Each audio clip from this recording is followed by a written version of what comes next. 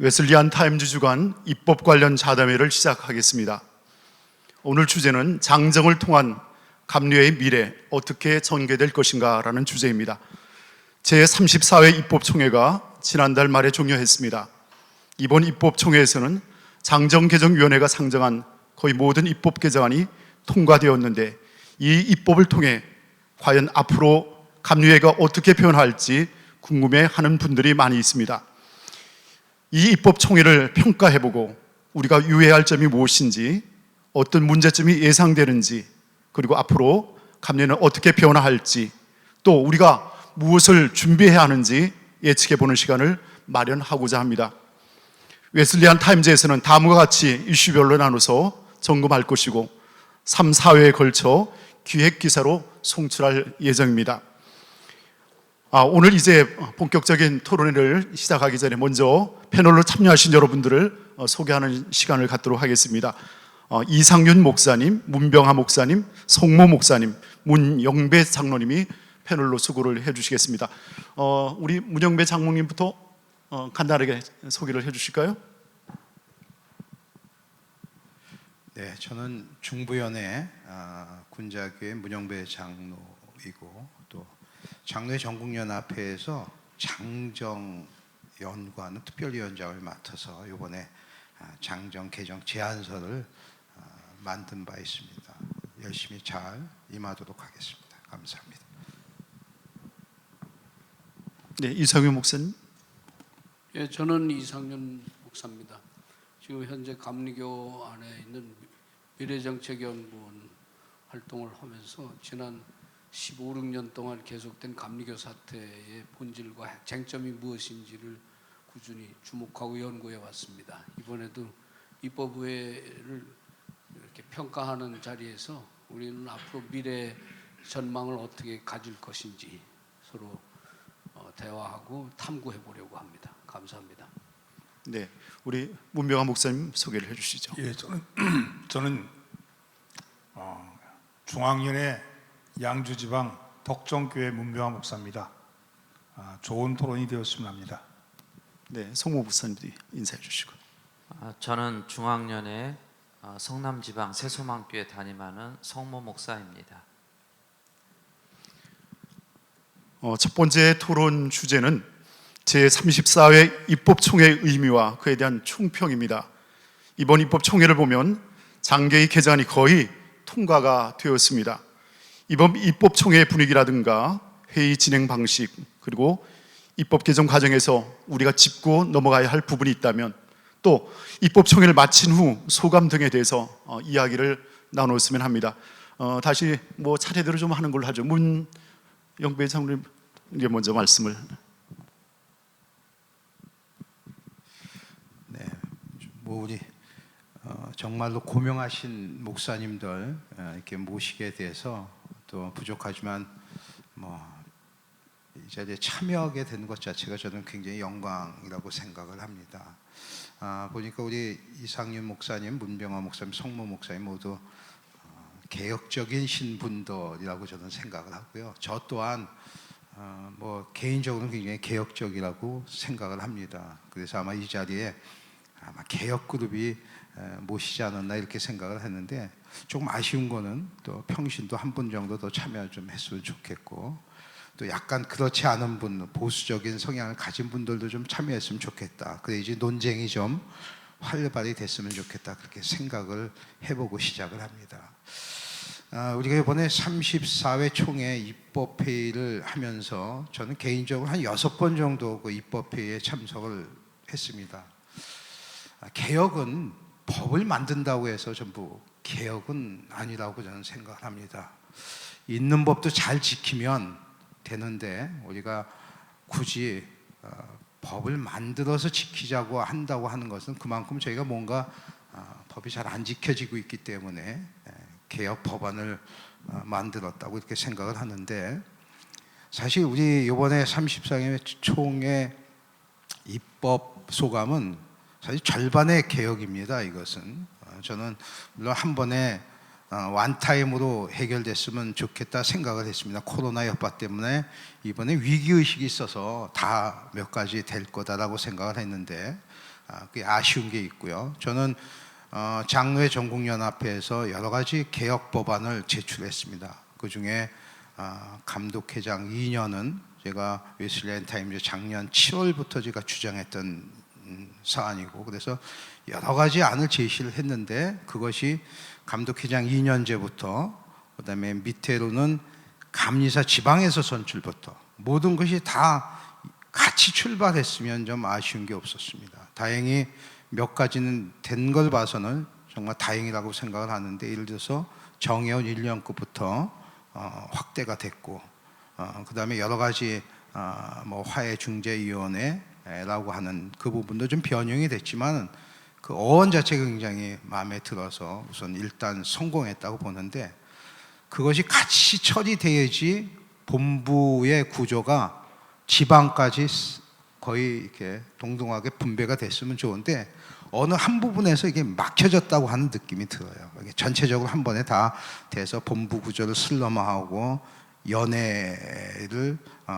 연회는 저 회원 관리, 그다음에 지방의 중심은 이렇게 지방자치화 제도가 됐어야 되는데 어느 데는 되고 어느 부분은 막혀 있고, 조금 아쉬운 게 있다고 저는 평가를 합니다. 그래서 우리 감리교회 이 교리와 장정은 사실은 교회를 위하고 또 어떻게 보면 목회자들의 중심으로 된 그 법안이라고 저는 생각을 해요. 그래서 조금 저희가 다음에 입법을 할 때는 평신도에 중점을 둬서 평신도 활동을 어떻게 장려해서 그 사람들 세워서 교회를 부흥시키고 개혁시킬 수 있는 법안도 좀 잘 발굴해서 만들었으면 좋겠다 생각을 하고요. 마지막으로 하나는, 저희가 몇 년간 몇 차례 보면 6차례가 참석을 했으면 개혁안, 그러니까 개혁안이라고 올라오는 법안이 너무 많이 올라옵니다. 이게 수백 가지가 올라오는데 그렇게 하지 말고 장정 개정은 그만하고, 그러니까 말 자체가 장정 개정위원회라고 하니까 개정만 하려고 하는데 그 말을 이제는 장정위원회로 고쳐서 최소의 개정을 하고 다듬고 잘 살피는, 개인적으로 제안을 한번 하면 다음에 입법은 개정은 최소화하고 외부 전문가들 같이 넣어서 장정에 충돌되고 아름답게 가꾸는 작업, 그런 작업을 한번 해서 장정을 다듬는 작업을 한번 했으면 좋겠다라고 하는 생각을 드리고 이상 소감을 말씀을 드리겠습니다. 네, 문영배 장로님께서 말씀을 잘 해주셨습니다. 이번 입법총회에서 개정된 개정안이 2,800여 개가 된다는 얘기가 있습니다. 조금 전에도 말씀을 주셨지만 장정 개정 안으로만 계속 올라가는데 그걸 좀 더 보완하면서 좀 안정적으로 가려는 어떤 입법 의지가 더 필요한 때가 아닌가 생각도 해봅니다. 이어서 우리 이상윤 목사님 말씀해 주시기 바랍니다. 나이를 먹어서 지나간 입법의회 흐름을 볼 수 있다면 이번 입법의회가 갖는 강점은 개혁 입법의 핵심적 현안들이 대거 통과가 됨으로써 감리교회의 대외적 위상도 그렇고 선교적 역량을 강화하고 하는 그런 측면에서는 이철 감독회장 체제가 공고한 기반을 마련하는 계기가 됐습니다. 긍정적으로 얘기를 하면은 그것이 친교권적인 발언이 될 수도 있지만, 지나간 2008년 감리교 사태 이후 반복적으로 난 것은 감독회장에 대한 피선거권 제약, 그리고 선거 무효, 당선 무효, 그리고 빠르게 진행된 재판, 이런 것들로 인해서 그 교회 본부 또는 연회가 그 기능을 제대로 수행하지 못한 그런 측면이 있습니다. 그렇기 때문에 이번에 된 이 공교회성 회복이라는 과제에서는 우리가 놓치지 말아야 될 것이 제명한 교인 반열에 대한 복원, 쉽게 말하면 평신도와 교역자 사이에 이권 다툼이 발생했을 때 피해자가 되는 평신도의 제명 문제를 법적으로 어떻게 해결할 수 있느냐 하는 게 제일 큰 거였고, 또 하나가 앞으로 더 그렇게 되지만 이 전염병 방역이라는 시대적인 제약 때문에 교회가 비대면 목회 또는 대면 사역을 할 수가 없는 그런 위급한 상황에 처하게 되니까 개혁 입법이나 정치 입법들이 대거 몰렸다가 이번에 본물이 터지듯이 이게 해소가 된 그런 입법 부회가 됐습니다. 그 중에서는 이 피선거권 제약에 따른 여러 가지 쟁점도 있었지만 선거권을 확대함으로써 정회원 1년급 안수받은 사람 중에 단임자가 감독 선거에 선거권을 행사할 수 있는 파격적인 변화가 왔고, 그것은 한국교회 전체 에큐메니컬 운동의 흐름에서도 감리교회는 늘 보수적인 집단이 아닌 중도 진보적인 성향을 갖고 있다는 것을 보여줬습니다. 1938년에 여자 목사 안수를 함으로써 한국교회의 신선한 여권을 보장해주는 교단으로 시작됐던 감리교회가 그동안에 낙후됐던 여성 문제, 특별히 교회 안에서 발생하고 만연하고 있는 성폭력에 대한 개념을 이번에 정립하고, 이어서 성폭력 상담센터를 운영하는 새치까지 논의를 하는 그런 진전이 있었습니다.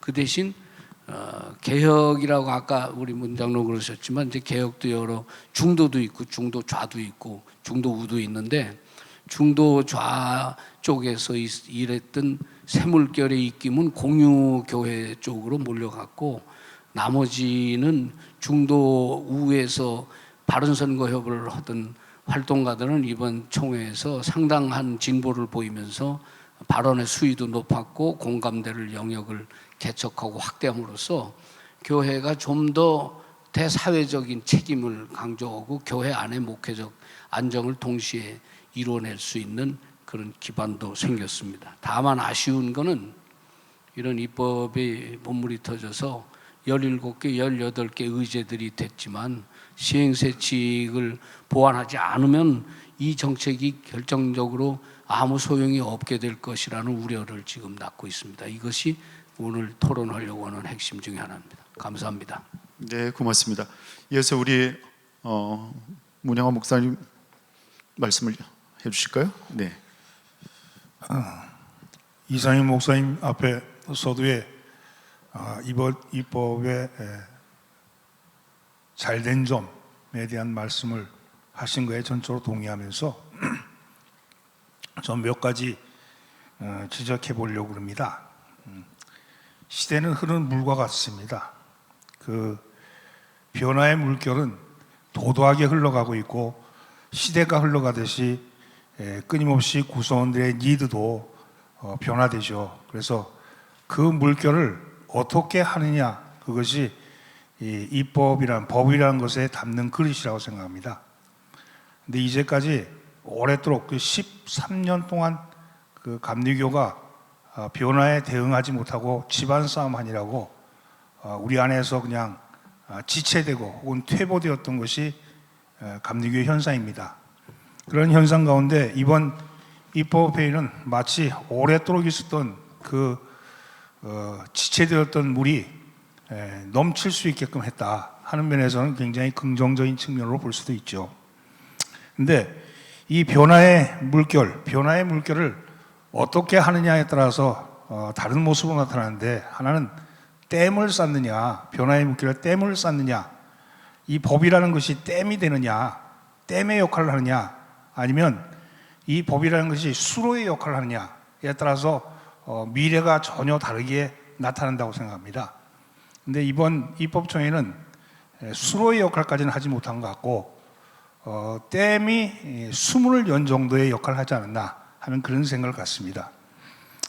어떤 것이 미흡했느냐 그러면 첫째는요, 새로운 시대를 준비하는 면에서 미흡했습니다.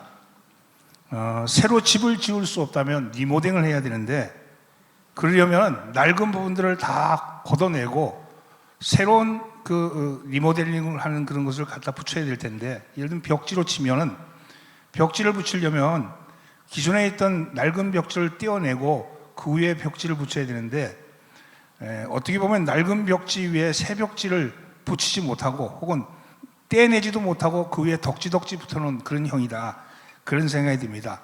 왜냐하면 이번에 이 법이 2,800개 정도의 법을 건드렸는데 그 건드린 것 중에는 어떤 거는 정말로 좋은 것도 있고 어떤 거는 이거는 정말 악법으로 만들어 놓은 그런 것도 있거든요. 그리고 그 안에서 장개의안과 원안을 가지고 그걸 찬반을 묻는 방식으로 함으로 인해서 입법회의가 건강한 토론의 장을 만들지 못했다. 그런 면에서 그저 수로는 열어놨지, 수문은 열어놨지 수로의 역할까지는 하지 못했다 하는 게 제 생각입니다.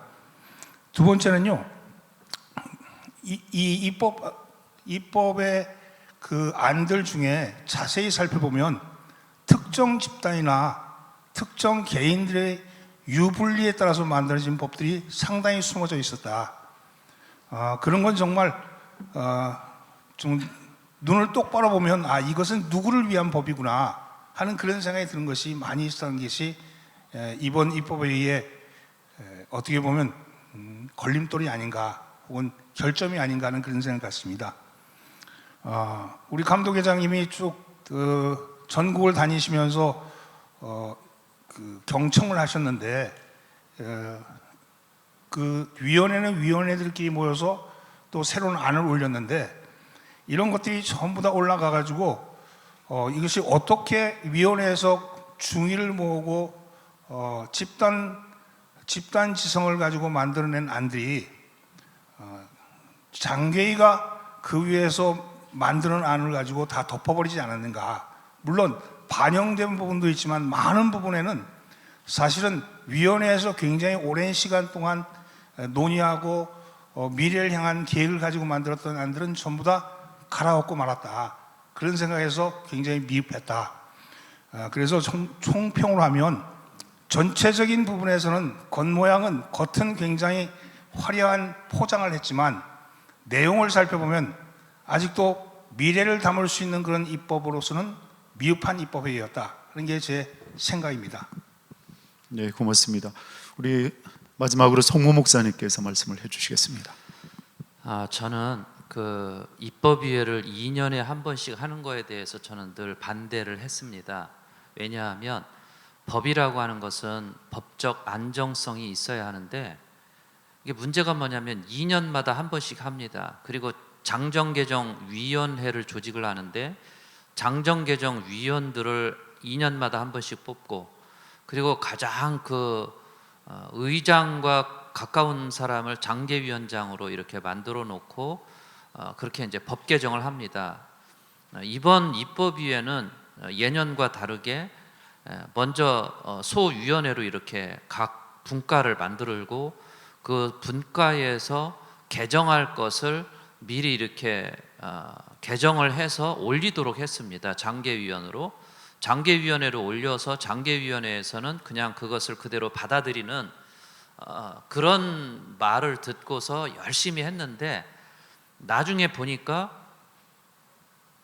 소위원회에서 분과위원회에서 올린 거는 사실 별로 그렇게 반영되지 않고 공유교회 같은 경우 이런 경우는 지금 깜짝 놀랐거든요. 저도 그 제가 소속된 위원회에서 그런 거 올리지 않았는데 그게 올라와서 깜짝 놀랐습니다. 그래서 이게 도대체 이 장개위원회로 장정개정위원회로 법안이 어떻게 들어오고 어떻게 그것을 개정안으로 내놓는지 이것도 한번 연구해 볼 필요가 있을 것 같습니다. 그래서 저는 일단은 이번 총평을 보면 총평을 하라고 하면 역대 그래도 가장 많은 개정안을 통과시킨 그런 입법위회고 효율성으로 보면 그래도 가장 낮다고 봅니다. 그러나 좀 미심쩍은 부분들이 있긴 합니다.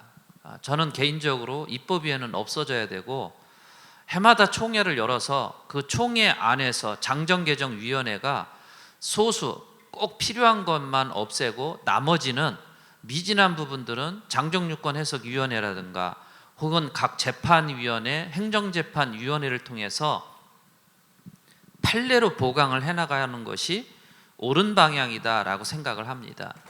이렇게 해나가야지 문제가 없지 계속해서 대표적인 게 지난번에 그 세례를 받지 않은 사람도 성만찬에 참여할 수 있다라고 하는 법안이 통과가 됐고 2년 뒤에 그게 없어졌습니다. 이런 거는 사실 할 필요가 없는 건데, 그리고 한 번 했으면 그걸 계속 끌고 나가야 되는데 2년마다 한 번씩 뒤집어지는, 말굽비 잡으면 말 타고 싶다라고 하는 것이 장괴위원회에 해당되는 말인 것 같습니다. 그래서 처음부터 끝까지 다 고치려고 합니다. 아니, 장정을 2년에 한 번씩 누더기로 만들어버리는 이런 정말 그 불합리하고 이런 낭비적인 이런 입법위에는 없어져야 된다라고 생각을 합니다. 그래서 입법위에 꼭 없애버리고 총회에서 꼭 필요한 것만 한두 가지만 올려서 해마다 그렇게 바꿔나가면 전 충분하다라고 생각을 합니다. 아예 법으로 장정에 해마다 뭐 2건, 3건 이상의 법안을 올리지 못한다라고 규정을 해놓고 그렇게 해나가면 뭐 10개를 개정한다라고 해도 꼭 필요한 거 3가지만 올리는 그런 게 좀 필요하지 않을까 싶습니다. 그래서 저는 입법위에 없애버리고 이런 낭비적인 이런 거는 정말 안 했으면 좋겠습니다. 이상입니다. 네, 고맙습니다. 입법 총회 후에 여러 가지 소회들과 함께 총평들을 해주셨습니다. 이제 본격적인 토론을 진행하도록 하겠습니다. 무엇보다도 여러 가지 많은 혁신적인 법안들이 통과가 되었습니다. 그 가운데 감리회 조직 개편과 관련된 내용들을 함께 말씀을 나누도록 하겠습니다. 연회 통합, 또 연수원 폐지 및 본부 조직 개편, 미주 자치연회, 이런 어떤 주제들로 계속해서 말씀을 이어가도록 하겠습니다. 연회 개편과 관련해서는 587단 제87조 연회에 보면 제2항을 개정하게 되는데, 현재 감리교회 11개 연회를 5, 6개 연회로 재편하는 그런 안이 통과되었습니다.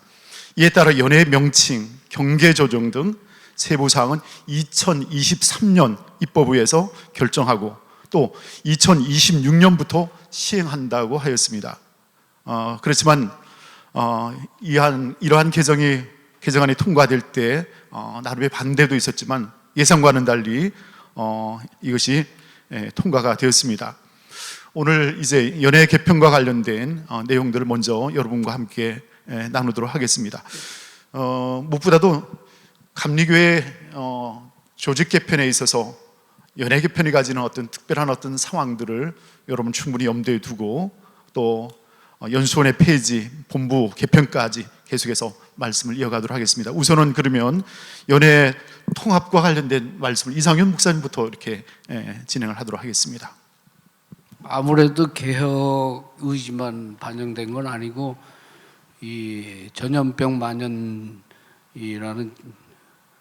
이 생각밖에 재난이 닥치면서 교단 본부는 예산을 지난해 보니까 436억을 집행한 걸 49억이나 못 집행해서 올해는 396억 선으로 마감이 됐던데, 실제로 경기가 위축되는 게 아니라 민생 전체에 타격이 크다고 보니까 교회도 이 전염병 방역과 비대면 목회 상황에서 재정도 30% 이상 줄어들었고, 출석하는 교인도 없는 비대면 이 줌 예배와 목회를 해야 되는 그런 상황으로 내몰렸죠. 그러니까 자연스럽게 이 도농복합연회 지역들은 재정 압박도 있지만 프로그램의 압박도 받기 때문에 결국은 새로운 개편을 시도해야 되겠죠. 근데 감리교는 주로 경기도 남부 지역에 부흥돼 있고 북부와 인접인 이 서울과 강원도, 여기가 이제 대체로 감리교 교세가 안정적으로 있는 곳인데, 그렇게 되니까 자연히 수도권 중심으로 개편되겠죠. 그러니까 도농복합들은 아무래도 손실을 상당히 입으니까, 다른 거 말고 감독 숫자가 우선 지금 현재 11명에서 6명으로 주니까 그걸 반대해서 나온 연회도 있지 않았어요? 그러니까 이제 결국은 이거는 긴축 행정 실무를 맡은 감독회장 입장에서는 긴축으로 이걸 극복할 수밖에 없어요. 그래서 벌써 2015년 입법에서도 이 간사수를 68명으로 제한 조치했고 나머지는 지금도 그게 사실 비정규에다가 계약직으로 업무를 감당하는 현실입니다. 그러니까 이거는 당연하고도 당연한데 그런 게리맨더링을 했을 때 불이익을 받는 집단들이 정치력을 발휘하게 되면 아마 난간에 봉착할 겁니다. 그래서 26년까지로 저렇게 잡아놓은 거는 결국은 의안은 통과됐지만 실행에 있어서는 세칙과 부딪히고 이해관계를 절충할 만한 리더십이 없으면 이거는 부지하세월로 갈 겁니다. 이런 양상은 여기만 있는 게 아니고 통합신학대학원에도 있고 협성대학교 이사증원에도 있고 미주자치위원회에도 있고 이렇게 있습니다. 그래서 요 핵심들은 조정이 안 되는 국면을 뻔연히 알면서도 이게 통과됐습니다. 네, 문명하 목사님 이어서 말씀을 좀 해주실까요? 네, 연회 개편과 관련된 내용들에 대한 문제점이라든지 연회 전망. 개편은 시대의 흐름이라고 생각합니다. 기본적으로 우리가 연회가 축소가 되었다, 줄어들었다. 이것은 부흥 시대가 거하고 이제 새로운 팬데믹 이후에 새로운 선교 지형을 만들어야 될 그런 때가 왔다 이런 생각이 드는데요.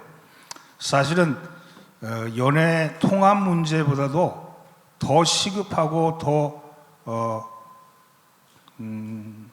지방에 있는 목사님들이나 아니면 목회하는 감리사들이나 이런 사람들이 대다수가 원하는 것은 사실은 광역지방이거든요. 광역지방. 지방을 통합해서 크게 하고 연회의 기능을 연회를 없애든지 아니면 축소하든지 그렇게 하는 것이 사실은 옳은 개편 방향이었는데 연회 통합이라는 걸로 미봉으로 끝나고 말았다. 그래서 이것은 문제를 배태하고 있는 것이지 해결한 것은 아니다. 그런 생각을 갖습니다. 연회가 통합됨으로 인해서 기본적으로 이제 감독의 수가 줄어들 것이고 그래서 그동안에 있었던 비용이 많이 그러니까 연회 부담금도 줄어들 것이고 여러 가지 줄어들 텐데 이런 것이 과연 앞으로 어떻게 진행이 될 것인가 그런 생각이 듭니다. 이 연회가 통합된데도 불구하고 지금처럼 연회가 활동하면 감독 무용론이 나올 것이고 장기적으로 보면 광역지방으로 해서 광역지방과 일감독 체제로 가는 것이 맞지 않겠는가 앞으로의 시대는 그런 생각을 갖습니다. 또 하나는 지금 시대의 변화에 잘 호응하기 위해서 어떻게 할 것인가에 대한 대안이 없이 그저 시간만 연장해놨을 뿐이지 그거에 대한 구체적인 세부적인 것이나 또 앞으로 어떻게 연회를 통합하게 할 것인가 하는 것에 대한 그런 로드맵은 정해져 있지 않은 것 같아요. 그래서 이런 것들이 시급하게 마련돼야지 그 연회 통합으로 말미암아 생기는 여러 가지의 혼란을 방지할 수 있다고 생각이 듭니다. 특별히 아까 우리 이상인 목사님 말씀하신 것처럼 연회 통합 문제에서 입법회의 석상에서 보니까 한 연회는 그 연회 통합이 통과되고 나니까 통째로 다 퇴장했더라고요. 그만큼 여기에 반발이 있다는 얘기죠. 그런데 이 반발에 대해서 어떤 입장을 가지고 있는지 본부는 아무런 이야기를 하고 있지 않는데 이 부분에 대해서도 분명한 감독회장이 그 이야기를 해야 될 것이다 하는 그런 생각을 갖습니다. 네, 고맙습니다. 우리 성모 목사님 말씀해 주시기 바랍니다. 저도 그 연회 통합 문제는 뭐 시대의 흐름이다라고 생각을 하고요. 그리고 이 연회 통합 문제는 지방의 통합과 같이 갔어야 되는데 지방의 통합이 왜 빠졌는지는 모르겠어요.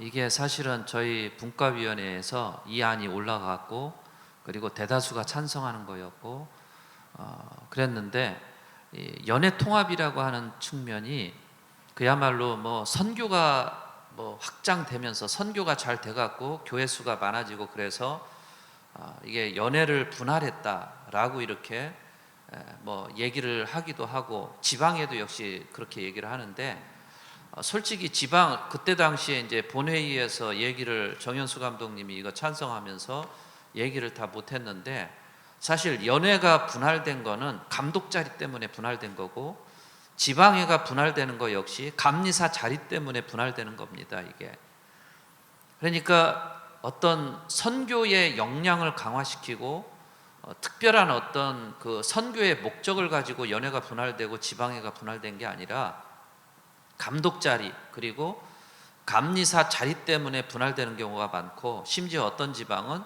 서로 두 쪽으로 나눠 갖고 싸우느라고 그래서 갈라지는 데도 있습니다. 60개가 돼야지 두 지방이 되는데 60개도 안 되고 40개도 안 되는 지방이 둘로 갈라지는 이런 일들이 비일비재하고 있습니다. 저는 이거야말로 그때 문제가 뭐냐면 지방회 같은 경우 그렇게 나눠지면 본부 결산액에 그 교회 결산액에 2.5% 3%까지 가는 데도 있어요. 그럼 이거 상당한 액수입니다. 서로 싸우고 그리고 감리사 자리 때문에 부담금을 이렇게 올려도 되는 거냐, 이게 과연 명분이 있냐. 연회도 똑같습니다. 연회가 하는 일이라고 하는 게 여러분들 그 장정에 보면 연회의 직무를 보면 연회의 직무에 사실 가장 중요한 것은 교역자 관리입니다. 전도사들, 수련목들 그리고 이런 분들 안수 주고 그리고 목회자 관리하는 거, 이게 사실 가장 중요한 거예요. 근데 연회에서 뭐 별의별 걸 다 합니다. 성경 골든벨 대회, 예능 대회, 그 다음에 뭐 부흥사 협의회 이런 것들 조직해 갖고 막 하려고 하는데 사실 연회는 별로 할 일이 없어요. 그래서 저는 연회가 폐지돼야 된다라는 쪽에 저는 뭐 찬성을 하는 입장이긴 한데 어쨌든 연회라고 하는 것이 목회자 관리하는 것만 집중을 한다라고 한다면 굳이 감독제가 필요 없고 연회장 제도로 가도 충분하고요. 그리고 이렇게 기구가 축소되고 완전히 다이어트를 한 연회가 된다면 결과적으로 지방회가 사실상 감리교회 구조로 보면 지방회가 손발 역할을 하는 거예요. 거기에서 모든 뭐 부흥회도 하고 전도대회도 열고 여러 가지 다 합니다. 그러니까 지방회가 광역화되고 지방회를 가능한 한 뭐 15개, 16개 되는 교회도 있어요. 그런 지방도. 그런데 이런 지방을 통폐합해서 한 100여 개 정도로 묶어만 놔도 굉장히 그 어떤 선교 역량을 강화시키는 데 도움이 될 거라고 저는 생각을 합니다. 그런데 막상 이렇게 나눠 놓고서 제가 이제 여기저기 여론을 들어봤더니 뭐 지방 통합하기 싫다는 거예요. 왜냐하면 그냥 이대로 좋다는 거죠. 소수끼리 그냥 이미 적당하게 자기들끼리 친분을 유지하면서 그냥 지내는 거에 익숙해져 있는 겁니다. 근데 조직이라고 하는 것 자체가 조직의 목적을 갖고 있다면 이게 친분을 유지하고 자기들끼리만 좋은 지방을 만드는 게 아니라 지방의 본래의 사명을 가지고 지방의 역량을 강화해서 개체 교회에 도움을 주는 이런 지방, 그리고 그 지역을 함께 선교를 하는데 어떤 역량을 집중하는 그런 지방으로 만든다면 저는 이 지방도 통폐합이 돼야 된다라고 보는데 어쨌든 연회 통폐합은 저는 반쪽이라고 생각을 합니다. 반절만 이루어진 거다라고 생각을 합니다. 네, 고맙습니다. 문영배 장로님 말씀을 또 이어서 해주시겠습니다. 저희 이제 전국 장로에서도 이제 연회 통합안을 이제 저희가 제안을 했습니다. 이것은 문제는 두 가지로 보는 거죠. 선교의 이제 효율성 문제와 그다음에 권력의 분산이 사실 이게 목적입니다. 근데 그 자체가 통합이 중요한 게 아니고 지금 우리 성모 목사님 정말 동감인 말씀해 주셨는데 같이 거기 이제 묶여져서 들어가야 될 부분이 이제 교권 다툼이 이제 이게 감독 감리사에 대한 아마 그 쟁투라고 할까 이게 더 치열해질 거라고 저는 생각을 합니다. 왜냐하면 희소성이 이제 11개에서 이제 5, 6개 줄다 보니까 이제 대형 교회에 이제 몫이 되지 않을까. 다만 조금 안도되는 것은 이제 선거권자가 이제 확대가 됐기 때문에 조금 그런 부분에 조금 안도가 되는데 한 가지 또 아쉬운 것은 지방에 감리사 선거부터 이제 지방에서 해야 되고 연회에서는 감독 선거, 총회에서 감독회장 이렇게 갔어야 되는데 이제 그게 이제 한쪽이 기울어진 느낌이 들어요. 근데 이제 이 문제가 같이 부합되어 할 게 이제 몇 가지 있습니다. 제가 웨슬리안 타임즈 3번을 기고했습니다. 2020년 7월 4일 제목에 선택 2022년 2020 감리교 희망을 찾아서 이제 3가지를 했는데 제가 주장하는 게 있습니다. 뭐냐면 학연을 타파하자. 그 다음에 동문회 모임을 금하자. 물론 코로나가 있어서 아마 이런 게 그래서 됐는지 모르지만 정말로 동문회 모임 안 하고 해외여행 안 가고도 감리교회가 살아남았어요. 그 다음에 재판 절차 같은 거를 간소하고 본부에서 잘 관리하자. 화해기구를 설치하여 핍박받는 평신도를 구제하자. 수련회 등 각종 세미나를 전부 통폐합하자. 그 다음에 감리교회 본부를 구조조정하자. 마지막으로 인적 자원 제도를 활용해서 그 사람들을 잘 쓰자. 한 가지만 예를 들게요. 본부에 재판위원 각 국위원 갈 때 어떻게 가는지 아십니까? 저는 선거관리 업무하고 관계없는 선거관리위원회 국위원으로 갔습니다. 선거에는 전혀 모르죠. 경험 있는 사람도 있을 텐데 저를 거기다 이제 배치가 됐는데 바로 그겁니다. 이 평신도 자원, 목사님들은 전문이 이제 목회 사역을 했으니까 어느 곳에 가서는 다 어드바이스 할 수 있지만 평신도 자원은 엄청나게 많은데 그 자원을 활용을 못하고 저분이 무슨 자격이 있고 어느 기능이 있는지를 모르는 거예요. 그러니까 감독님한테 마음에 들면 어디 감독님 저 어디 가고 싶습니다. 거기 가는 게 거의 80%. 그 다음에 이렇게 배치하는 겁니다. 이제 그런 거와 같이 개혁 안내, 여기 통합 안에 같이 들어갔으면 좋겠다고 해요. 그러니까 연애 통합, 뭐 이런 효율성 문제, 권력의 분산, 그거 자체가 중요한 게 아니고 같이 묶여야 된다고 하는 거예요. 이런 부분이 같이 묶여서 아까 성모 목사님처럼 지방회가 활성화되고 그렇게 되면 자연히 통합하는 의미가 있다 이렇게 생각이 됩니다. 이상입니다. 네, 연회 개편과 관련해서 통합의 문제를 다양한 각도에서 이렇게 말씀을 해 주셨습니다. 토론을 하실 때 혹이라도 뭐 반대적인 입장이 계시면 자유롭게 개진해 주셔도 되겠습니다. 두 번째는 이제 본부 개편의 문제입니다. 도서 출판 사장을 추천하는 문제, 연수원을 폐지하고 또 연수원 직무를 또 각국에 분배하는 문제, 그리고 한 가지 특이한 것은 이 감리교회 본부 구조 개편을 위해서 2022년 3월 말까지 총회 실행부 위원회 내에 본부 구조 개편 위원회를 구성한다 이렇게 명시를 하였습니다. 그리고 세부 사항은 2023년 입법에서 결정하고 2024년 총회 때부터 시행한다. 그리고 또 한 가지 본부의 총무의 임기를 2년으로 이렇게 정한 것이 특이하고요. 그리고 2025년까지 68명 임직원의 정원을 동결하는 것으로 이렇게 정리를 해놓았습니다. 이 본부 개편과 관련해서 조금 적극적인 토론을 하겠습니다. 우리 성모 목사님부터 이렇게 차례로 하겠습니다. 이 본부 개편의 문제는 어제 오늘의 문제는 아닌 것 같고요. 이게 오랫동안 이게 문제 제기가 됐던 겁니다. 심지어 컨설팅을 한 것도 있고요. 그리고 우리 감리교회를 비교를 하면 통합 측이 우리 감리교회보다 교인 수가 2배가 넘게 많습니다. 그런데 본부의 그 직원들 숫자는 우리가 2배가 많습니다. 이런 거로 볼 때 감리교회가 얼마나 우리 본부가 얼마나 비대해져 있는가를 알 수가 있는 거고요. 그래서 이거를 계속해서 손을 대야 된다라고 할 때마다 굉장한 저항이 있었고, 그리고 이 저항이 본부 직원들의 어떤 그 저항 때문에 결국은 계속 실패를 하는 이런 게 있었고, 결국 이것은 본부 부담금의 가중으로 이렇게 온 거라고 이렇게 생각을 합니다. 그래서 저는 이거를 아예 본부 부담금도 역시 없어져야 된다라고 생각을 하고요. 본부 부담금을 없애면 어떻게 할 거냐? 그거 알아서 하라는 거예요. 본부에서 알아서 자기들끼리 월급 주고 연봉을 주면 됩니다. 그러려면 결국은 뭐 본부 지금 현재 있는 건물에 임대료 같은 걸로 해야 되는 건데 아예 맡겨야 되는 거죠. 과거 총리원 시절에 그 예산안을 이렇게 보면요, 기가 막힙니다. 저는 그때가 그리워요. 오히려 그때 당시에 총리원의 예산안을 이렇게 보면 그런 식으로만 됐다라고 한다면 감리교회 굉장히 효율성 있는 그런 조직이 될 것 같아요. 근데 감독회장의 임명이 한번 되면, 선출이 되면 없는 직책을 만들고 거기에다 꽂아 넣습니다. 계속해서.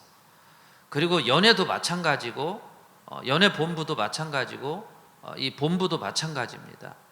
그래서 항상 없는 자리 만들어 갖고 사람을 집어넣고 그러다 보니까 계속해서 늘어난 거예요. 그래서 이런 거 좀 안 했으면 좋겠습니다. 그리고 어쨌든 본부 문제는 본부에서 자체적으로 알아서 해야지, 본부 부담금을 왜 걷습니까 도대체? 그리고 본부 부담금을 걷게 된 이유도 그 광화문에 있는 빌딩을 짓기 위해서 한시적으로 걷은 거예요. 근데 이 한시적으로 걷는 것을 영구화 시킨 겁니다. 이것도 불법이죠 사실은. 이것부터 없애야 되고요.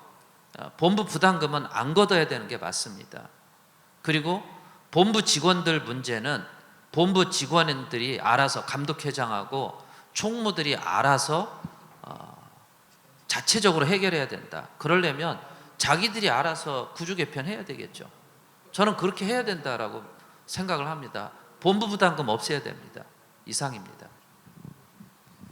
네, 보다 적극적인 말씀을 해주셨는데 이어서 우리 문병하 목사님께서 말씀을 해주시기 바랍니다.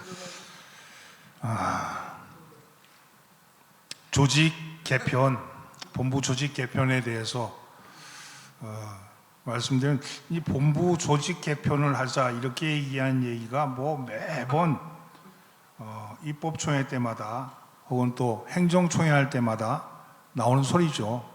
그런데 이것을 접근 방법이 좀 잘못됐다고 생각합니다. 저는 다르다고 생각합니다. 왜냐하면 본부 개편, 조직 개편, 그러니까 사람의 수가 몇 명이냐, 인력에 대한 문제만을 가지고 얘기하는데, 저는 본부가 조직을 개편하기 위해서는 인력만이 개편이 아니고요, 기능의 개편을 가져와야 된다 이렇게 생각합니다. 본부의 기능을 어떻게 둘 것인가, 지금처럼 슈퍼마켓으로 만들 건가, 아니면 전문가의 집단으로 만들 건가, 뭐 여러 가지 방법이 있을 텐데, 저는 지금 우리 본부가 구멍가게 여러 개가 이렇게 함께 있는 그런 모습 같다는 생각이 들어요. 그래서 이런 부분에 대해서 그런 그림이 없는 상태에서 단지 2022년 구조개편위원회를 두고 또 2023년에 안을 내겠다 이렇게 얘기하는데, 그거 숫자 가지고 따지면 그건 영원히 할 수 없는 겁니다. 그래서 이 부분에 대해서는 기능적인 측면의 본부를 어떻게 가져갈 것인가 하는 것에 대한 고민이 있어야 된다고 생각하고요. 또 하나는요, 비전문가가 마치 전문가인 양 그렇게 하고 있는 이 본부는 너무 우습습니다. 예를 들면 제가 어느 교회 목사예요. 담임 목사. 근데 본부에 지금 부장 자리가 하나 비었어요. 부장이 60세가 넘어서 정년 은퇴가 되니까 나가야 되니까 나갈 수가 없으니까 그 자리에 바꿔서 간단 말이죠, 교회를. 본부 내 교회 보니까요, 바꿀 수 있다고 돼 있더라고. 바꿔 나간다고 돼 있어요. 우리는 당연히 공개 채용할 것이라고 생각하는데 그게 아니에요. 그 사람이 나갈 때 다른 사람과 바꿔 나갈 수 있다. 이게 내 교회에 있더라고요. 그리고 그렇게 바꿔 나가요? 그럼 제가 어저께까지, 지난주까지 담임 목사로 일했다가 본부 부장으로 들어가요? 그럼 본부의 어느 부서에 들어가서 부장이 되면, 부장은 중간 관리자거든요. 부장이라는 것은 적어도 어떤 계획을 계획하고 그것을 시행할 수 있게끔 밑에 내려주는 거잖아요. 지시하는 거. 그리고 위로 보고하는 거고. 그런데 아무것도 모르는 상태에서 가서 뭐 공문을 쓸 줄 알아요? 무슨 기한서를 만들 줄 알아요? 무슨 목사가 무슨 뭐 만능입니까? 목회만 하다가 기한서 하나 작성하지 않던 사람이 당장 가서 기한서를 만들어야 되니까 못하는 거예요. 그러니까 결국 누구에게 가요? 직원들한테 가는 거예요. 직원들한테 가서 내가 이렇게 얘기해서 교회 뭐 쫓겨나겠는데 직원들한테 가서 직원들한테 어드바이스를 구하는 거죠. 그럼 직원들이 이쁘게 생긴 사람이야 이렇게 잘해주자면 저처럼 우럭부럭하는 사람은 잘 안 가르쳐주겠죠. 그러면 저는 어떻게 하겠어요? 그 본부에 들어가 있기가 쉽잖아요. 그러니까 밖으로 내다니는 거야. 뭐 지방의 행사에도 오고 뭐 무슨 연예 행사에도 오고 동문회 행사에도 오고 이게 무슨 이런 게 무슨 본부입니까? 그런데 거기다가 연봉이 7천 8천이에요. 이렇게 얘기하면 굉장히 그거 할 텐데 적어도 6천 이상이 된다고요. 그러면 우리 지방의 교회 중에 예산 6천 있는 교회가 몇 개나 됩니까? 저희가 양주 지방인데 양주 38개 교회 중에 6천 이상 되는 교회가 10교회도 안 돼요. 그러면 본부에 부장 한 사람이 우리 로컬에서 한 교회가 다니는 예산보다 더 많은 돈을 가지고 쓰고 있는데 그만큼 효율성이 있느냐, 효능성이 있느냐 그 물음을 던져야 됩니다. 그러면 그걸 위해서는 어떻게 해야 되냐? 여러분 정말로 필요한 부분들, 전문직인 부분은 저는 평신도들에게 나는 넘겨야 된다고 생각합니다. 그래서 그거에 대해서는 그렇게 돼요. 또 한 가지 연봉에 대해서 말씀드리면 이렇게 얘기합니다. 직원을 줄이는데 문제가 있다. 무슨 문제가 있냐? 노동부에 문제가 있다. 이렇게 얘기해요. 그건요, 호봉 체계이기 때문에 그래요. 호봉 체계. 연봉 체계로 싹 바꿔야 돼요. 일 많이 잘하는 소에게 더 많은 여물을 주고 일 안 하는 소는 굶겨야지. 근데 그게 아니고 일 잘하는 소나 일 못하는 소나 똑같이 주니까 그것도 시간만 지나면 돈이 올라가니까 누가 떠납니까? 또 그거를 감시하는 기구도 없어요. 총무 2년제로 바꿔놓으면요 책임도 안 집니다. 2년제로 바꿔놓으면 아니 취임해서 잠깐 이거 익히다가 말년되니까 또 이제 또 갈 자리 구하려니까 또 2년. 그럼 2년이면 끝나는 거예요. 그럼 거기 누가 그거 대장이냐? 부장들이 대장이겠죠. 근데 부장은 왜? 비전문가야. 그럼 누가 주인이냐? 노골적으로 직원이 주인입니다. 기독교 대학 감리회는 직원들이 지켜온 조직입니다. 저는 그렇게 생각하고요. 그런 부분에 있어 변화를 줘야 된다. 그래서 호봉제를 연봉제로 고치고 성과급으로 변화시켜야 된다. 특별히 그 부분에 대해서 잘하는 사람에게는 더 많은 인센티브를 주고 못하는 사람들에게는 징계와 감봉을 해야 됩니다. 그래야지 변화가 있죠. 변화가 없는 구조 개편 문제입니다. 또 하나 연수원. 그거는 조금 이따 이어서 하겠습니다. 근데 우리 문병아 목사님께서 말씀을 해주셨습니다. 뭐 또 다른 입장이 될 수도 있겠는데요. 우리 문영배 장로님 말씀을 이어가시겠습니다. 네, 본부 성토장이 된 것 같은데요. 사실 우리 주인은 우리 감리교입니다. 감독회장님이 오너는 아니잖아요. 그래서 이렇게 성토 우리가 한다고 생각을 하는데 저기 감독회장님이 들으셔야 될 것도 어떻게 보면 아니고 본부 직원들이 들어도 될 건 아닌 걸로 저는 생각을 해요. 왜냐하면 그래도 감독회장께서 사실 본부 개혁을 하자고 먼저 주장을 했고 연회 통합을 하자고 사실 이제 감독회장께서도 하셨어요. 그렇지만 그분도 이제 임기가 다 되면 이제 내려놔야 되는 건데 과연 이 본부 구조 개혁은 우리 장로에서도 주장했던 바입니다. 감독회장 선거 전에 보은사 철폐라. 아까 제가 빠졌는데 그것도 했는데요. 우리 그동안 보세요. 무슨 신문사 사장이 감독회장 선거 때 옆에 다니던 분이 뭐 신문사도 오고. 사실 이 본부 구조 개혁이 이번에 이제 2년제로 우선 한시적으로 하지 않습니까? 왜 그러냐고 그랬더니 뭐 한번 세워놓으면 자르지 못해서 그러니까 이제 5명에 대해서죠. 5명에 대해서 구조 개편이 되면 해고하지 못해서 그렇게 했다 그랬는데 그것은 또 이렇게 법을 만들 땐 그렇게 만들었지만 우리가 잘 생각해 보면 아까 문 목사님 그 얘기예요. 2년에서 뭐 했냐 때 맞아요. 그 다음에 감독회장 때 같이 들어오게 되어 있습니다. 4년짜리가요. 근데 또 누가 그래요? 어차피 그때는 감독회장이 2년 될 텐데. 아니 지금 감독회장 임기를 줄이자고 몇 번 우리가 안으로 올렸는데 요번에는 아예 장기회에서 안 자체까지 상정을 안 해버렸는데 감독회장이 2년이 된다고 가정을 하고 어차피 그때도 2년이 된다 이 얘기를 하는 거예요.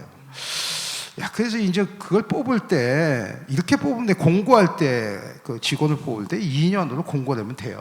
문제가 이거 해결이 되는 거예요. 장정에 그렇게 있어도 그 감독회의나 총실에서 결의해서 이번에 국총무는 2년으로 공고를 하겠다. 그리고 근로계약을 2년 쓰면 아무 문제가 없습니다. 장정은 별개 문제예요. 근데도 그걸 갖고 하다 보니까 지금 국총무 할 사람들이 한 대상자가 10명에서 한 40명이 됐다는 소문도 들고 이제 그 다음에 문제는 감독회장한테 줄을 서야지 그 다음에 같이 이제 본부에 들어오는 구조가 되니까 그 병폐는 또 어떻게 막을 거냐라고 하는 겁니다. 그래서 이렇게 지금 다행은 그래도 감독회장이 그런 의지를 가지시고 본부 구조 하자, 연회를 통합하자. 전 그 다행으로 생각해요. 여지껏 감독회장께서 2년제 하자고 그랬는데도 그 장교에 채택이 안 된 것도 좀 이상한 거예요. 그동안은 감독회장이 그런 얘기 안 하고 다니셨거든요. 그렇죠? 2년제 올라온 것도 그냥 거기에 대해서 별로 신통하게 생각을 안 했는데 그래도 지금 감독회장께서는 2년제를 하자고 했음에도 불구하고 장교 해석이 안 된 것도 저는 아직도 미스터리로 남아 있습니다. 그래서 본부 구조 개혁은 아까 우리 문 목사님 그러셨나요? 사람을 줄이는 것보다도 어떻게 효율적으로 관리하느냐도 중요해요. 물론 장로교회는 개교의 중심이 돼서 우리 감리교회는 성격이 다르지만 제가 한 가지 예를 들게요. 제가 이제 장로회니까 우리 평신도 자치단체 총회를 가봅니다. 그럼 감독회장이 오시고 사평위원장이 오시고 사평국총무가 와요. 세 분이 다 축사를 하고 세 분이 다 거기에 지면 축사도 넣고 그래요. 자, 이 자치단체 정기총회에 왜 세 분이 올까? 우리가 조직을 보시면 감독회장은 감리교 총 수반이에요. 그리고 사평위원장은 한 부분을 맡겨준 관리자입니다. 사평국 총무는요 담당 책임자예요. 내가 월급을 받고 책임지고 그 행정을 하고 정책을 만드는 부서인데 세 분이 다 귀빈이에요. 자, 그러니 감독회장도 바쁘시고 총무도 바쁘고 사평위원장도 바쁘고 물론 여지껏 관행이 그런 거예요. 직급만 그런 게 아니고. 그래서 제가 그 얘기를 했어요. 이런 데는 감독회장이 안 오시고 총무가 오거나 사평위원장이 오셔서 감독회장 축사나 치사를 대신에 대독을 하면 되는 거예요. 굳이 세 분이 와서 그 자치단체 정기총회에 와서 귀빈으로 참석하니까 얼마나 바빠요. 감독회장이 거기 다녀야지. 각 자치단체에 다녀서 다 축사를 하고 다 격려해줘야지. 이제 그런 구조로 우리 평신도부터 바꾸자고 했어요. 초청하지 말고 이 자리에는 사평위원장이 오실 자리, 국총무가 와서 축사할 자리, 국총무가 와서 감독회장 축사를 대신해 줘야지. 좀 효율적으로 하자는 얘기예요. 그러니까 구조 개편 자체가 중요한 게 아니라 그런 각 부서에서 그렇게 짜야 돼요. 그 구조도 우리는 이렇게 간결하게 하자. 물론 감독회장이 오시면 좋죠. 정기총회 감독회장이 오시면 격려하면 좋지만 굳이 그럴 필요는 없다는 얘기예요. 그런 의미에서 좀 우리가 각 조직이 남성계, 여성계 모든 조직이 좀 슬림화하게 우리가 조직을 좀 갖췄으면 좋겠다. 본부 구조 개혁도 중요하지만 다 하자. 우리가 모든 부분에서 하자. 이상입니다. 네, 고맙습니다. 이상윤 목사님 말씀해 주시죠. 아무 말 대회가 됐는데 저는 이제 이 오늘 패널 중에서 아마 저만 본부 직원 경력이 있는 사람인데, 그러니까 이제 그 감리교 인재는 신학교 교수하고 총리원 간사였어요. 그러다 보니까 해외 원조 창구였죠.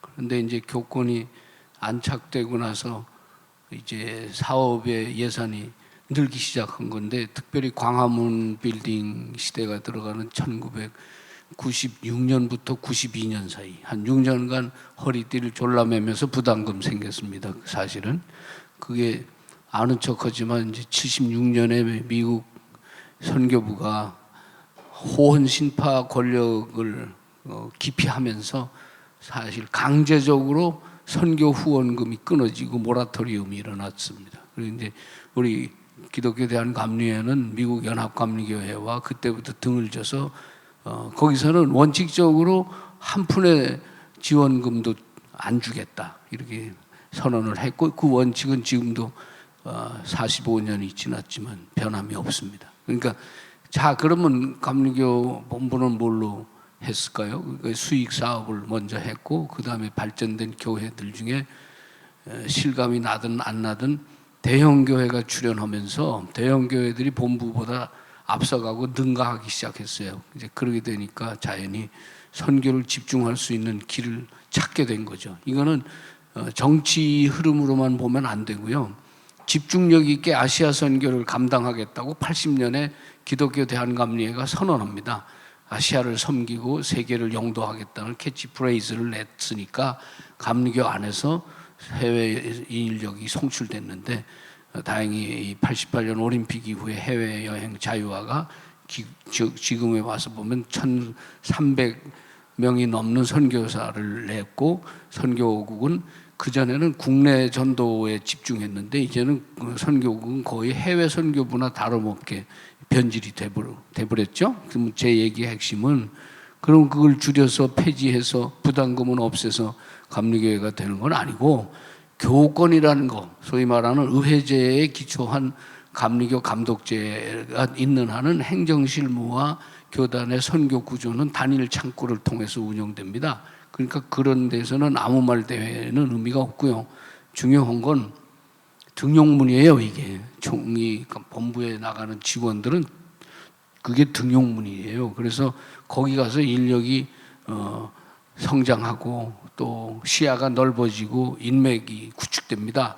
그렇기 때문에 그걸 하지 않게 보게 되면은 사실은 보훈 인사지만 뭐 그렇잖아요. 5년 전 감독은 최대 4년 동안에 이제 한번 그 직무가 정지당한 적이 있는데, 그래도 마지막 날까지 18명 직원을 임용을 했었어요. 그러니까 그 다음에 선거무효소송으로 투명 인간이 된 감독회장은 사실은 처음에는 한 6개월 동안은 그 사람을 못 넣어서 굉장히 고충을 받았는데, 선거운동 과정에서 인재를 발탁합니다.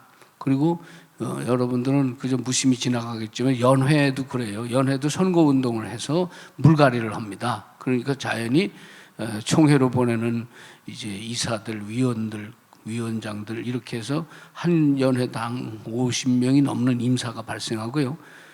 실행부위까지 합치면 감리교 안에 총력으로 정치 인력으로 투입되는 사람들은 34개 위원회 안에 680명이라는 정수가 있어요.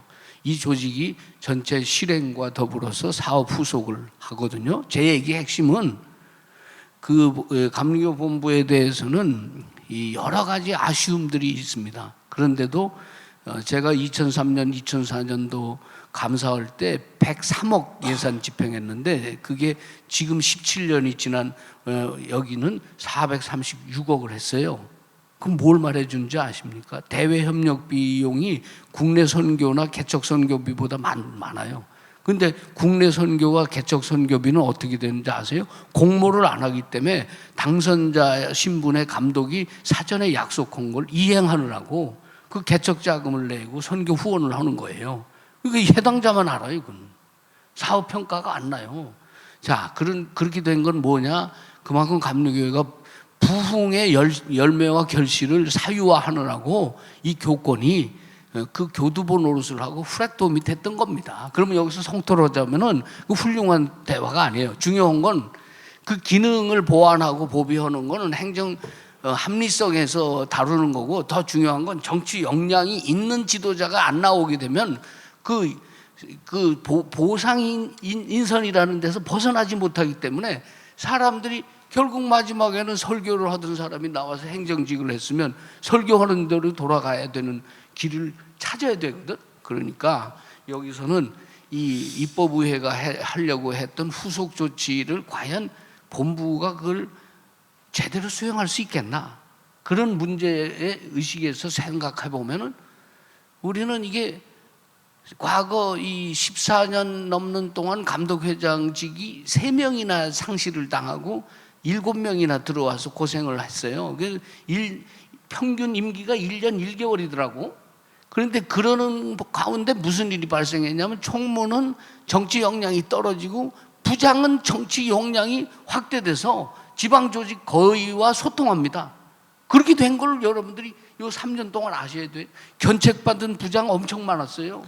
그러니까 내 얘기는 그 핵심을 얘기하자면은 강력한 리더십이 부재된 정치 집단은요, 그거는 논공행상으로 이거를 본질을 흐리게 돼 있다 이 말이에요. 그러니까 그거를 그 못 간 사람들이 얘기하는 거 말고 안에 있는 사람들이 스스로 자기들이 자정 능력과 더불어 행정의 비전을 서로 공유할 수 있도록 좋은 지도자, 양질의 정책을 만들어야 돼요. 여기까지. 네, 우리 이상윤 목사님 말씀을 주셨는데 문병환 목사님 혹시 하실 말씀 계신가요? 우리 이상윤 목사님 말씀은 그 현실에 일어나는 일에 대해서 얘기한 것에 대해서는 충분히 납득이 됩니다만은 본부 조직 개편이라는 것은 정치력 개편이 아니거든요. 이것은 제가 주장하는 것은 적어도 지금처럼 인력을 가지고 줄였다 늘렸다는 걸 가지고 본부 개편이라고 얘기하지 말아라.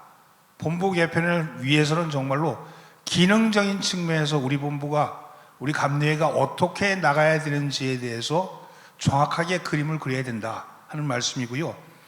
아까 말씀드렸던 여러 가지 일어나는 사례들은 그것은 지금 같은 구조로 가니까 이런 사례들이 나타나고 이것이 점점 악화되어 갈 것이다. 또 이상현 목사님 말씀하신 것처럼 그렇게 지도력이 강력한 지도력이 나와서 바꿀 수 있다 그러면 지도력이 또 안 되면 또 그렇게 돌아갈 거 아니에요? 그래서 지도력의 문제도 아니다. 적어도 감리회 본부는 어떠한 포지션을 가질 것인지에 대해서, 어떤 기능을 가질 것인지에 대해서 분명하게 방향을 제시해야 된다. 그리고 입법에서 앞으로 2년 동안 입법에서 이 부분에 대해서 더 많이 연구해서 다음 입법안에서는 만약에 본부 개편이 나온다 그러면 기능을 변화시키는, 그리고 적어도 아까 얘기했던 것처럼 호봉제라든지 이런 노동의 유연성을 가질 수 있는 그런 조직으로 바꿔내야 된다. 그래야지만이 21세기에 감리회 본부가 살아날 것이다. 이렇게 생각합니다. 네, 고맙습니다. 다음 주제는 연수원 폐지에 관한 내용입니다. 시간이 좀 많이 있게 지났는데요. 좀 짧게 말씀들을 해주시면 감사하겠습니다. 연수원을 폐지해서는 안 된다는 그런 반대 여론도 많았습니다. 그런데 결국 찬성 376, 반대 47, 기권 2로 이렇게 통과가 되었습니다. 연수원 폐지에 대한 내용 이상윤 목사님 먼저 말씀을 시작해 주시죠.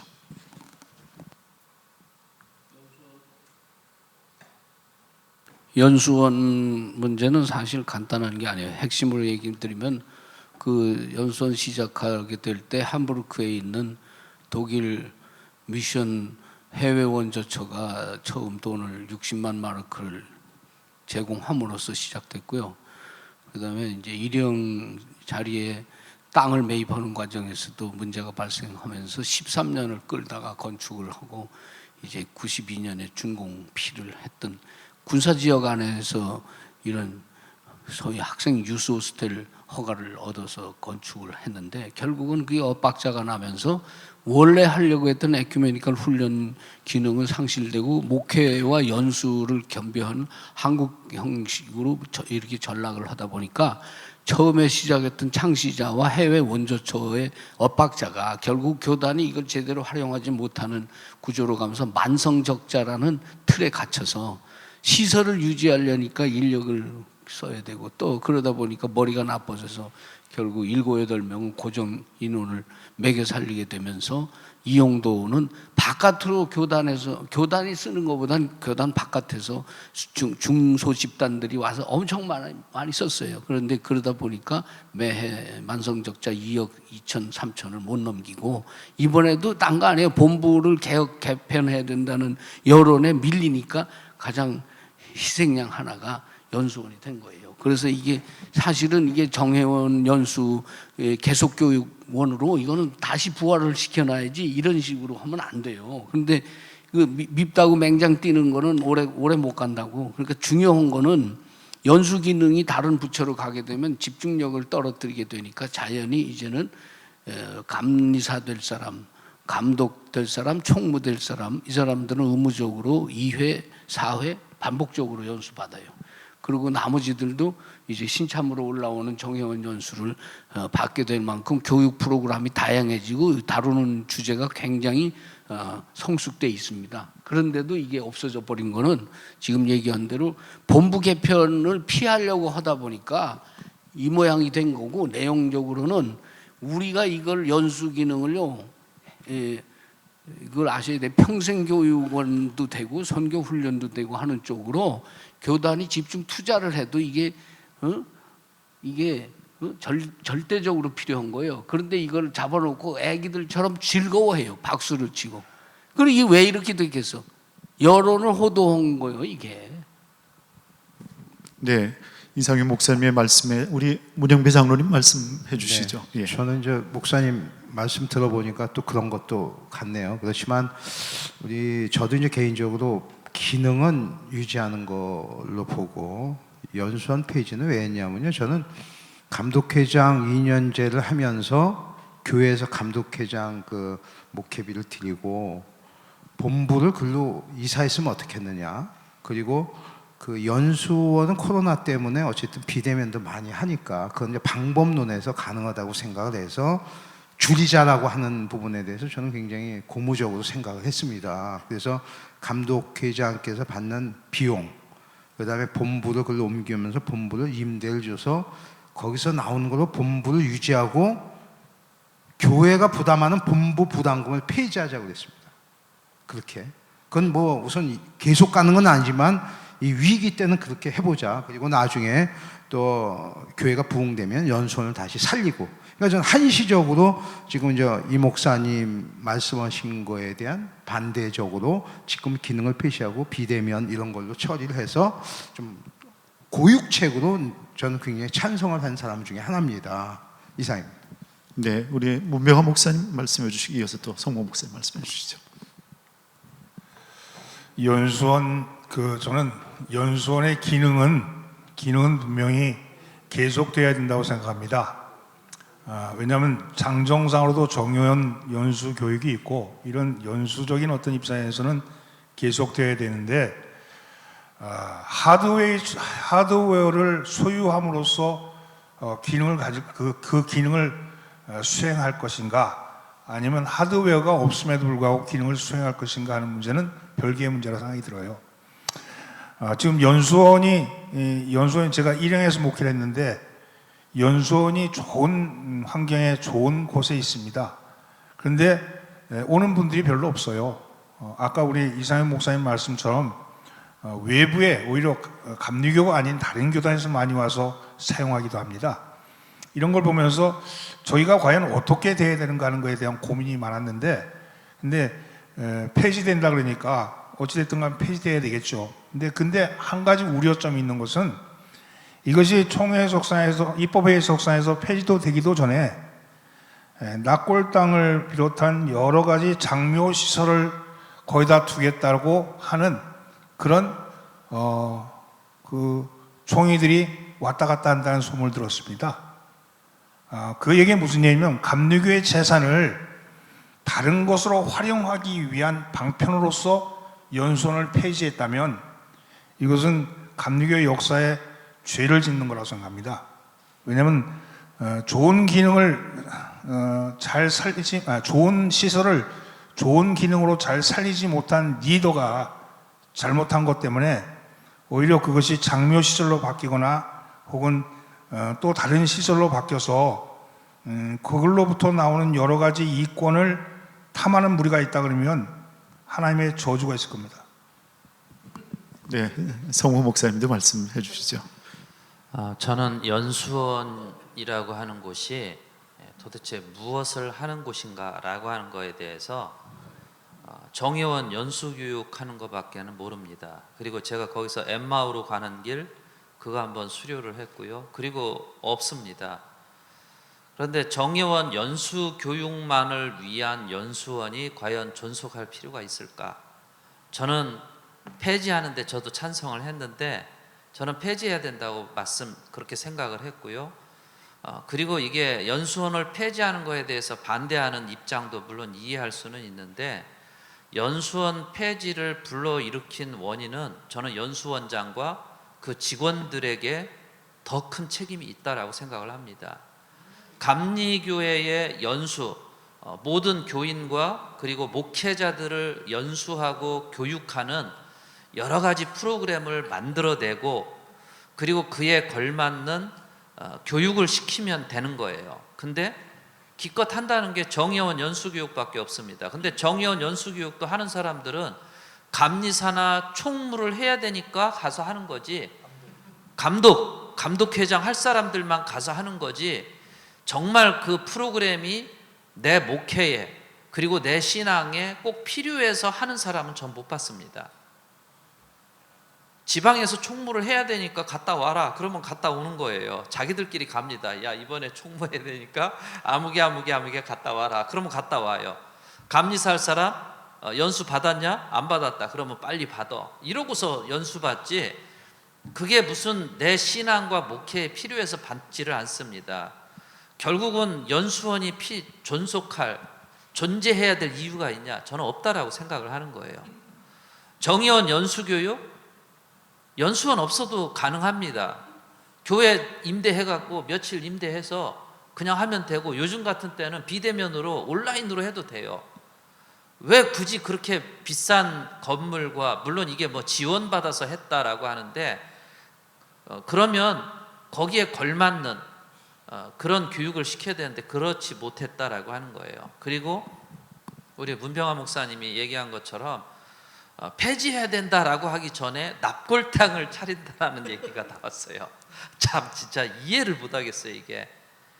그러니까 연수원이라고 하는 게 존재해야 될 이유가 뭐냐, 지금 현재 어떤 일을 하고 있고 그리고 어떤 역할을 수행하느냐에 대한 검토, 그리고 이걸 살릴 수 있는 방안이 있냐 없냐에 대한 이런 연구, 이런 거 없이 그냥 무조건 없애고 납골당을 해야 되겠다. 납골당하면 그냥 합니까? 분명히 누군가 또 들어와 갖고 그 자리에서 몇 명이 꿰차고 자리 차지를 하고, 뭐 이런 경우들은 정말 있을 수 없는 거죠.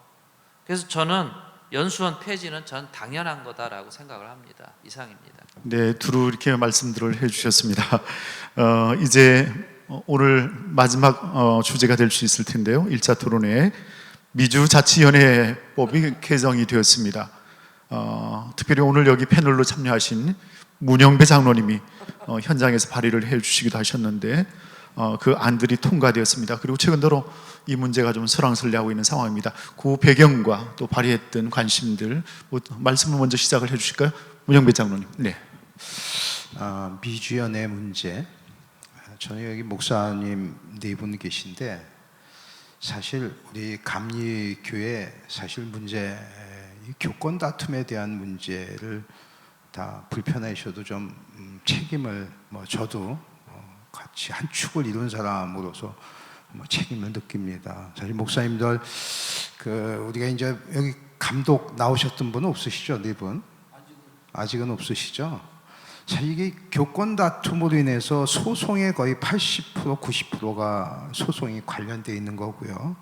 그다음에 이제 감리사 문제, 선출에 대해서 기타 여러 가지는 또 파생된 거거든요. 그러니까 우리 감리교회가 지금 땅에 떨어져서 세상이 교회 걱정을 하고 교인들이 이제 목사님 걱정을 하는 시대에 왔습니다. 저희 어렸을 때는 저는 중등부부터 교회에서 지금까지 자라와서 장로가 됐는데, 과거에는 목사님이 회의할 때 목사님이 말씀하시면 그게 법이고 그냥 순종하고 아무 말 안 하는 것이 그게 신앙이고 믿음인 줄 알았어요. 근데 요즘은 그걸 아직까지 쓰시는 목사님들이 있어서 소송의 대부분 이게 보면 교회 무슨 재정이나 이런 데 투명성을 요구하는 그 성도와 장로와 그것도 목회자 간의 싸움이 이제 세상 법정까지 나오는 거거든요. 그래서 이제 목사님들도 이제 그런 부분에 대해서 이제 뭔가 좀 패러다임이 변해야 된다라고 하는 생각이에요. 그래서 뭐 여기 나오신 네 분한테 대표로 말씀을 드리면 이제 감리교회는 법도요. 이거 교회와 목사님에 관한 장정입니다. 이거는 평신도에 대한 거 별로 없어요. 그러니까 그런 책임감을 저도 느끼고 여기 계신 목사님들도 이 감리교회 사태는 우선 평신도는 종속적일 수밖에 없기 때문에 목사님도 우선 큰 회개를 해야 된다고 저는 생각을 하고 거기에 많은 평신도들이 이용을 당하고 있다고 하는 거에 대해서 그냥 서글픔을 금할 수 없습니다. 그래서 뭐 저도 책임의 전제를 가지고 얘기를 드리니까 어쨌든 그 부분에 대해서 깊이 좀 유념해 주시고요. 미주연애 다 똑같은 겁니다. 이게 미주연애는 자치연애로 탄생할 수 없는 겁니다. 위치상이나 지역, 여건상 보세요. 감독을 뽑을 때 비행기 타고 아니면 차 타고 뭐 2박 3일 동안 달려가서 투표를 해야 될 상황이 안 되는 거예요. 자치연애 구성이 될 수 없는 겁니다. 감리사회나 실행부도 이게 모일 수가 없는 구조에 있는 거예요. 오히려 한국으로 나오는 게 더 낫고 한국에 나와서 뭐 친척들 만나보고 그게 난 거지 미국에서 한 군데에서 모일 수가 없는데도 불구하고 이게 자치연회를 만들어줬다고 하는 부분에 대해서 굉장히 잘못됐다. 정치적인 산물이다. 그렇게 생각을 하고요. 한 가지 예를 들게요. 저희도 이제 자치를 해본 적이 있는데 삼형제가 나와서 자치를 합니다. 예를 들어서 저희가 이제 시흥이기 때문에 안양이나 인천 가서 이렇게 자치를 할 때 아버지한테 그래요. 통학하기 힘드니까 아버지 저희에게 나가서 방을 하나 얻어주시면 삼형제가 잘해서 학교 앞에 방 얻어주시면 같이 잘 학교 다니겠습니다. 자 갔는데 소문이 뭐냐면 노냥 삼형제가 쌈박질 하는 거예요. 나가서 그럼 아버지 입장에서는 뭐예요? 방 빼 집에 들어와. 이게 답입니다. 미주연에 저는 그날도 얘기했죠. 누구 잘잘못이 중요하지 않아요. 국위선양이고 감리교회를 알리라고 미국에 나가서 잘 목회라고 그랬는데 거기서 싸우면 본부에서 누구 편들 쏟습니다. 한국으로 다시 돌아오든지 그 해체하든지. 그래서 미주연의 문제, 교권 다툼에 대한 문제 빨리 감독이라는 직을 거기는 내려놓고 그 관리자 자치연에 빼고 뭐 선교연회를 두든지 한국 지방에 편입이 되든지 빨리 시행을 해서 감리교 본부에서 컨트롤해야 된다. 이렇게 생각을 합니다. 이사님. 네, 우리 문영배 장로님 말씀을 주셨는데 최근에 우리 성모 목사님께서도 의견 개진이 계셨습니다. 국내 연회 또 지방회로 미주에 있는 교회들이 편입할 수 있다는 문제에 관한 관심들을 나타내셨는데 우리 성모 목사님 이 부분 말씀을 해주실까요?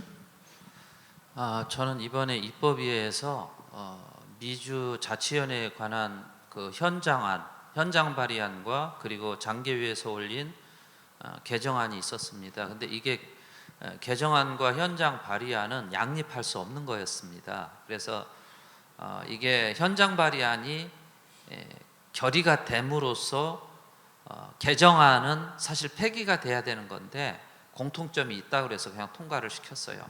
근데 통과시킨 걸 어떻게 합니까? 그러면 이제 어떻게 정리할 것이냐라고 하는 문제가 있는 거죠. 그래서 저는 이거를 개정안, 장정개정위원회에서 올린 개정안은 그대로 다 인정하는 겁니다. 그대로 인정하고 대신 미주 자치위원회의 입법에 관한 사항은 입법의회의 인준을 받으라. 그거 하나만 차이가 나는 거예요. 그런데 이미 미주연회 같은 경우는 뭐 제 친구 얘기도 했고 제가 현장에서 여러 이렇게 듣는 얘기들이 있습니다. 마음에 안 든다고 과정에서 잘라버려요. 그래서 그 전도사가 장로교로 갔습니다.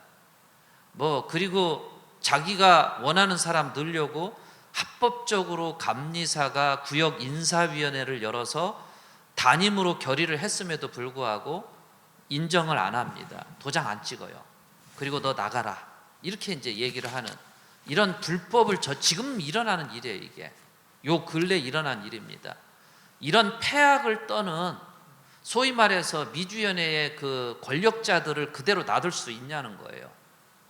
그냥 쓴소리 했다라고 해서 감리사 자격정지를 시켜버리는, 그것도 2번이나 임기 동안에, 이런 말도 안 되는 일들이 일어나는 것이 미주연회다라고 하는 거예요. 저는 우리 문장로님께서 말씀하신 대로 저는 탄생되지 않아야 되는 건데 탄생된 거예요. 그러면 어떻게 해야 되느냐? 저는 없애면 됩니다.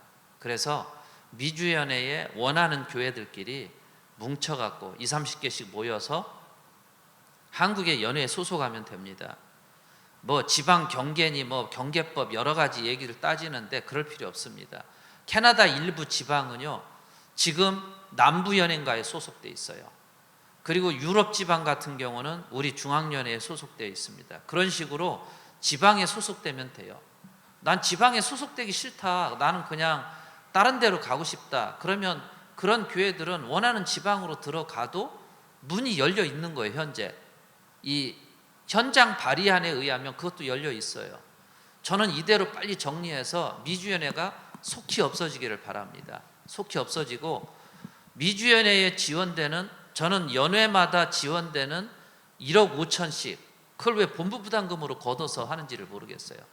저는 본부 부담금 줄여야 된다라고 생각합니다. 그런 의미에서. 네, 네. 우리 문명화 목사님 말씀해 주시고 그리고 우리 이상윤 목사님 말씀해 주시겠습니다. 이번 입법회의에서 제가 이게 통과되는 걸 보면서 현장 발의안이 통과되었는데 개정안을 또 통과시키는 모습을 보면서 저는 저게 우리 감리교회 현 주소구나, 그런 생각이 들었습니다. 왜냐하면 이성적인 사람이라면, 회의를 진행할 수 있는 이성적인 사람, 특별히 입법회의를 이끌어가는 그 사회자나 혹은 또 그것을 주재하는 의장이나 회장이 분명히 이거에 대한 그림이 이렇게 보일 텐데 왜 저걸 저기서 현장 발의안이 올라서 통과가 됐는데 그냥 그 개정안도 또 통과를 시켰을까? 충돌이 될 텐데 그게 정치의 여지를 남겨놓은 거죠. 그러면서 또 혼돈을 지금 겪고 있다고 하는 얘기를 들었습니다. 이런 걸 보면서 잘 해놓고 그 좋은 옷을 입고 겉옷은 거지 옷을 다시 걸치는 그런 짓을 하고 있구나, 그런 생각을 다 했습니다. 그런데 미주연회는요 장기적으로 보면 없어집니다. 왜냐하면 교인이 없으니까요. 교회 가는 분들이 이민을 가지 않는데 또 이민 2세, 3세가 미국 교회 가지 한국 교회 안 옵니다.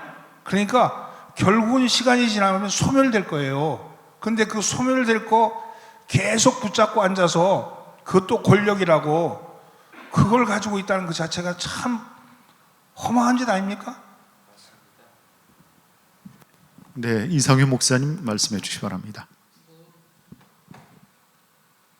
미주 한인 이민 사회가 안고 있는 그 이동성, 그러니까 유동적인 경제 생활을 해 나가야 되는 험악한 곳에서 신앙 생활을 하겠다고, 같은 동족이고 언어가 같아서, 또 알고 보니까 모국에 있을 때는 같은 교회 다니고 은혜를 받았고, 이제 이렇게 해서 한인들이 저렇게 거의 470만, 유럽까지 합치면 사할린까지 합치면 700만이 넘는 코리안 디아스포라가 있는 시대에 감리교회도 한 일석을 차지하고 북미주와 중남미까지 한인 교회들이 한 40개 됩니다. 있는데 저는 개인적으로 볼 일이 있어서 미국을 늘 다녀보는데 한인 교회 중에 KMC가 제일 막내로서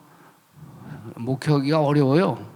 뉴욕 시내에서부터 시작해서 뭐 하다못해 LA도 그렇고 샌프란시스코도 그렇고 이제 그 목양의 기본이 되는 그런 생존선에서 참 허덕거리는데 저렇게 감독이 되면은 감리사 직권으로 정지시키고 또 원했던 사람이 들어가야 되는데 그거 자기가 원했던 사람이 안 들어갔다고 이제 뉴욕 참사랑 교회 얘기예요. 그 목사를 이제 저렇게 징계를 주고 이제 이렇게 해서 쉽게 말하면 감리교가 갖는 가장 중요한 연대주의 행정적 절차 과정에서 가장 중요한 연대주의를 무시하는 조치들이 나오거든요. 그러면 그건 왜 그렇게 됐나? 그 한인 사회가 갖고 있는 강한 결속력은 뭐냐면 돈이면 다 된다는 거예요. 그래서 교회가 조금 나은 사람들이 먼저 정치에 눈을 뜨니까 나머지 패거리들을 모아서 이제 미주자치의 교권을 서로 다퉜는데 그러다 보니까 반대하는 사람이 92명까지 늘었어요.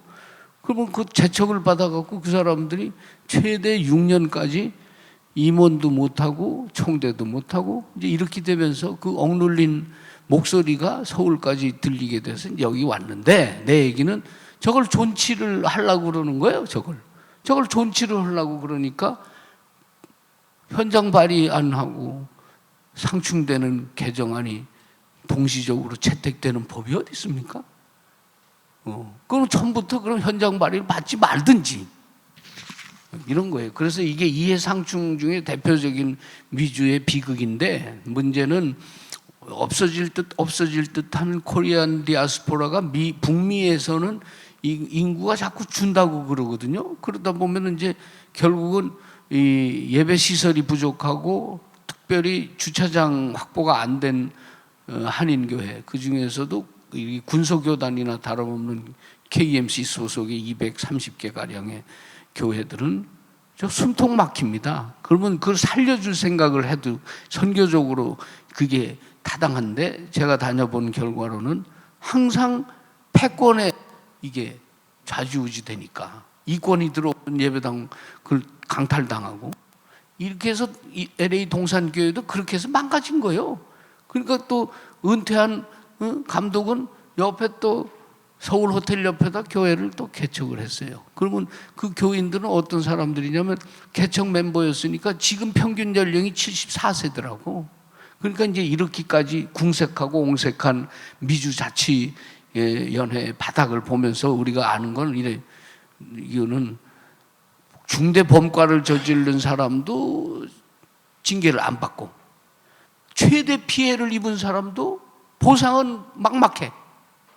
이러니 이게 이런 데도 교단 총회가 열려갖고 그나마 그 좀 속시원히 좀 해달라고 그랬더니 이제 교묘한 정치 유권 해석이 나왔네. 야, 이거는 진짜 점입가경도 이럴 수가 없어요. 그래서 이건 별도로 토론 한번 해야지 이걸 그냥 수박 겉핥기로 하면 안 됩니다. 여기까지 감사합니다. 네, 긴 시간 동안 토론에 참여해 주셔서 감사를 드립니다. 웨슬리안 타임즈 주간 입법 관련 자담회 1차 토론회를 이제 마치려고 합니다. 계속해서 이어지는 토론회를 관심해 주시고 무엇보다도 제34회 입법총회에서 결의된 수많은 개정안들이 또 좋은 기대와 관심 안에서 아름다운 열매를 맺을 수 있도록 여러분 응원해 주시고 또 기대해 주시면 감사를 드리겠습니다. 오늘 토론회를 마치도록 하겠습니다. 고맙습니다. 같이 박수 한번 할까요? 네, 고맙습니다.